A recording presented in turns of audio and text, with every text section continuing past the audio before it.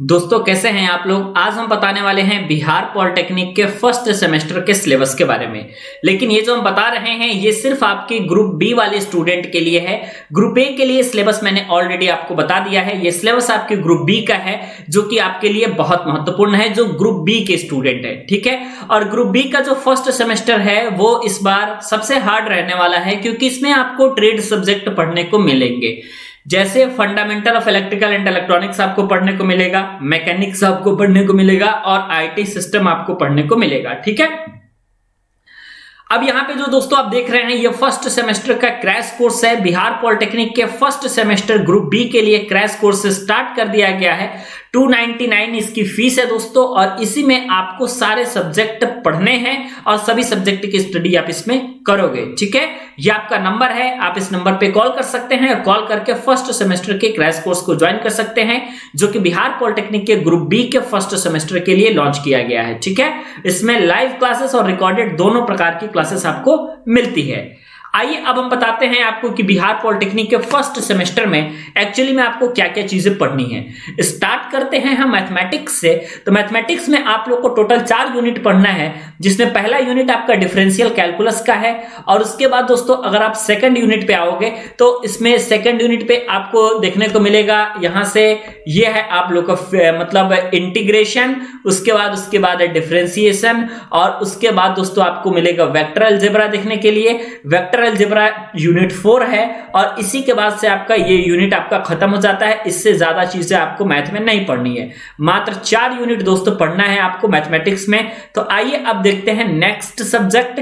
अगला सब्जेक्ट है आपका अप्लाइड फिजिक्स सेकंड, जो कि ग्रुप बी वाले स्टूडेंट के लिए ये फर्स्ट सेमेस्टर का सिलेबस हो जाता है। इसमें आपका जो पहला यूनिट है ना, ये पहला यूनिट आपका wave motion and its application का है। पहला आपका है wave motion and its application, तरंग गति और उसके अनुप्रयोग का, जिसमें आप लोग को सिंपल हार्मोनिक मोशन के बारे में भी पढ़ना है और कंप्लीट तरंग गति के बारे में आपको पढ़ना है। ध्वनिकता भी इसमें आप लोग का सिलेबस में ऐड किया गया है। उसके बाद आप लोग का टोटल प्रकाशिकी पढ़ना है, ऑप्टिक्स पढ़ना है, जिसमें आप लोग को law of reflection, law of refraction और माइक्रोस्कोप से रिलेटेड चीजें जितनी सारी हैं वो सब पढ़ना है आप लोग को फिजिक्स में। ये आपका है दोस्तों यूनिट सेकंड की बात। यूनिट थर्ड आपका दोस्तों आ जाता है इलेक्ट्रोस्टैटिक्स से, और चौथा आपका आ जाता है करंट इलेक्ट्रिसिटी, पांचवा आपका आ जाता है मैग्नेटिज्म। तो आप देख सकते हैं थोड़ा सा सिलेबस फिजिक्स का मैं बात करूं तो आपका बहुत बड़ा दिखाई दे रहा है। पांचवा यूनिट आपका इलेक्ट्रोमैग्नेटिज्म का है, इलेक्ट्रोमैग्नेटिज्म, और छठा आपका सेमीकंडक्टर फिजिक्स, और तब जाकर के आठवां दोस्तों आपका निकल के आता है आपका मैग्नेटिक सर्किट। ठीक है, टोटल आपका जो मैग्नेटिक सर्किट है उसी में आपको पढ़ने को मिलेगा। ठीक है, आइए देखते हैं और कौन कौन सी चीजें हैं दोस्तों आपका। ये तो आपका आईटी सिस्टम का हो गया। अब यहां पे आप देखिए थोड़ा सा आपको देखने को मिलेगा यहाँ पे, हाँ, ऑप्टिक्स हो गया, नैनो टेक्नोलॉजी हो गया, सेमीकंडक्टर हो गया, लेजर हो गया, एलईडी हो गया। ये सारी चीजें आपको पढ़नी है फिजिक्स में। आपका काफी लंबा सिलेबस है फिजिक्स का, आप इस चीज को जरूर देखिएगा।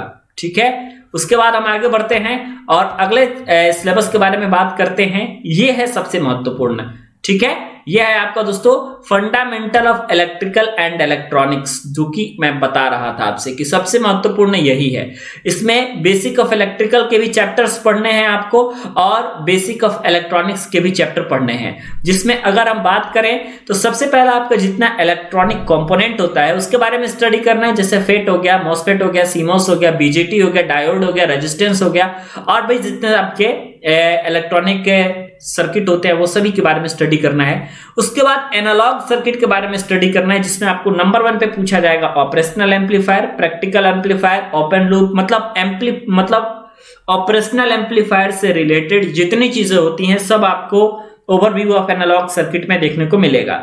उसके बाद डिजिटल इलेक्ट्रॉनिक्स है, डिजिटल इलेक्ट्रॉनिक्स का पूरा बेसिक आपको पढ़ने को मिलेगा, जैसे लॉजिक गेट आपका हो गया। ठीक है, इसके अलावा आपका नंबर सिस्टम जो होता है आपका डिजिटल इलेक्ट्रॉनिक्स में। ठीक है, ये सारी चीजें तो इसका बेसिक पढ़ने को मिलेगा आप लोगों के डिजिटल इलेक्ट्रॉनिक्स में, इससे ज्यादा पढ़ने को नहीं मिलेगा। उसके बाद मैग्नेटिक सर्किट है, इसमें एसी थ्योरी है, काफी सारी चीजें हैं दोस्तों इसमें। ठीक है, क्योंकि ये आपका 2 चीजों से मिलकर के बन रहा है, आपका एक बेसिक ऑफ इलेक्ट्रिकल भी है और बेसिक ऑफ इलेक्ट्रॉनिक्स भी है। ठीक है, इसमें दो चीजें हैं दोस्तों। उसके बाद अब हम बात करते हैं आपसे जो कि अगला आपके लिए इंपॉर्टेंट सब्जेक्ट है, यह है आपका आईटी सिस्टम। ठीक है, इंट्रोडक्शन टू आईटी सिस्टम, ये आपका आईटी सिस्टम है। आईटी सिस्टम में देखिए क्या क्या चीजें आपको पढ़नी है।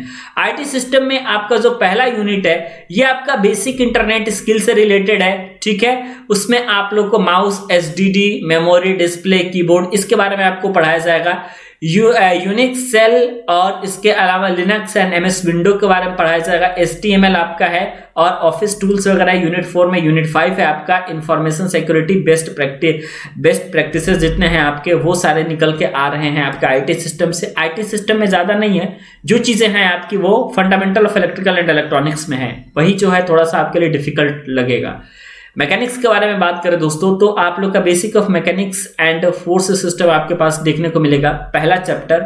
दूसरे चैप्टर के बारे में बात करें तो इक्विलिब्रियम आपको पढ़ने को मिलेगा। उसके बाद आप लोग को देख सकते हैं यहाँ पे सेंटर ऑफ ग्रेविटी है, लिफ्टिंग मशीन है, ये सारी चीजें हैं आपकी, ये मैकेनिक्स के अंदर आती है।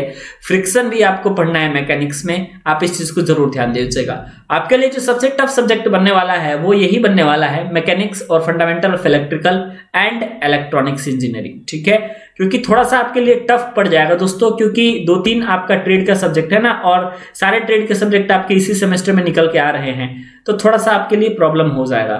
लेकिन अगर आप अच्छे तरीके से इसको कवर करेंगे तो कोई समस्या की बात नहीं है, आप कर लेंगे, कोई समस्या नहीं। बाकी इसमें हम लोग पूरी तरीके से हेल्प करेंगे ग्रुप बी वाले स्टूडेंट के लिए, कोई टेंशन की बात नहीं है।